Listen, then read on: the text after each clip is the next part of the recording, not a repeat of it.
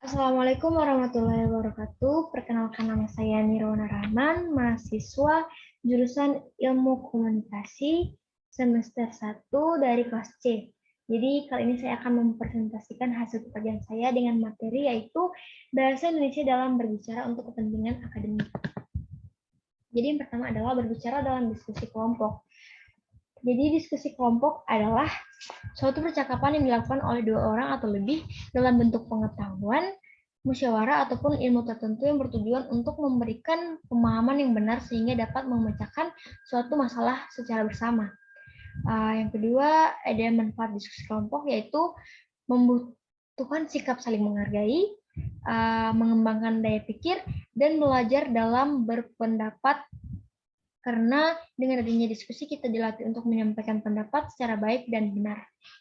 Jadi di diskusi kelompok pastinya ada pemimpin atau biasa disebut dengan moderator yang bertugas untuk membuka dan menutup diskusi, membangkitkan niat anggota untuk menyampaikan gagasan, menengahi anggota yang berdebat, serta mengemukakan kesimpulan hasil diskusi.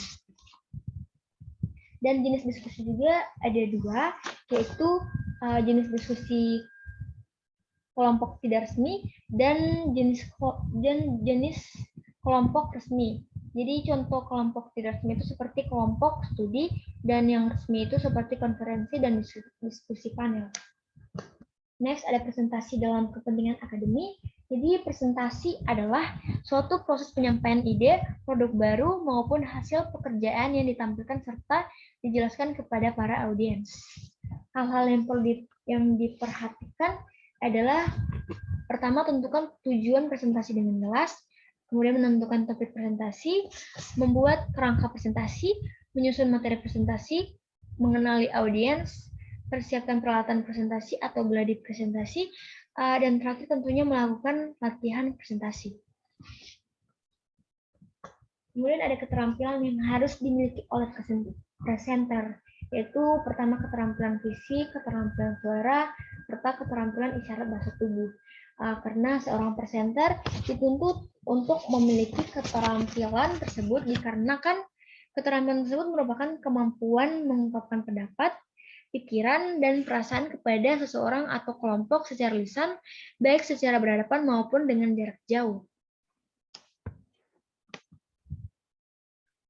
Kemudian ada cara menanggapi partisipasi peserta dalam bertanya. Pada bagian ini tentunya para yang memberikan diskusi atau peserta harus saling memperhatikan dalam sesi ini karena ada beberapa orang yang ketika dia bertanya dia tidak akan puas ataupun dia tidak mau dengan jawaban tersebut. Jadi pada bagian ini harus benar-benar diperhatikan.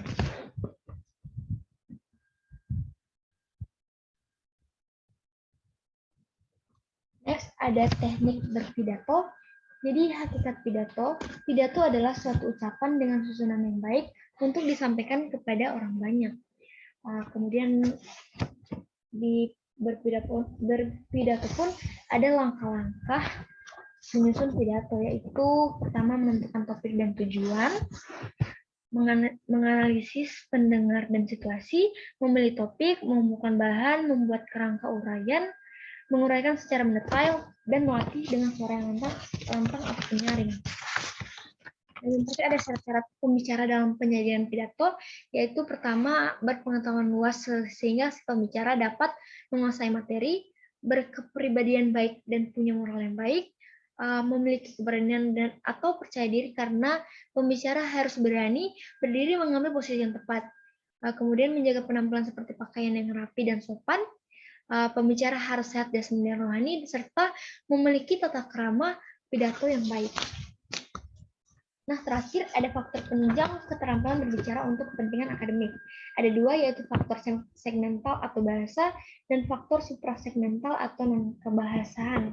Jadi faktor segmental itu ialah Kemampuan si pembicara saat menyampaikan ide atau gagasan secara lancar dan teratur dengan menggunakan bahasa Indonesia yang efektif, komunikatif, baik dan benar. Sedangkan faktor suprasegmental adalah kemampuan si pembicara saat menyampaikan ide atau gagasan dengan memperhatikan faktor-faktor yang turut mempengaruhi faktor segmental. Jadi sekian dari saya, mohon maaf jika ada kekurangan atau kelebihan. Jadi wabillahi taufiq wal hidayah. Wassalamualaikum warahmatullahi wabarakatuh.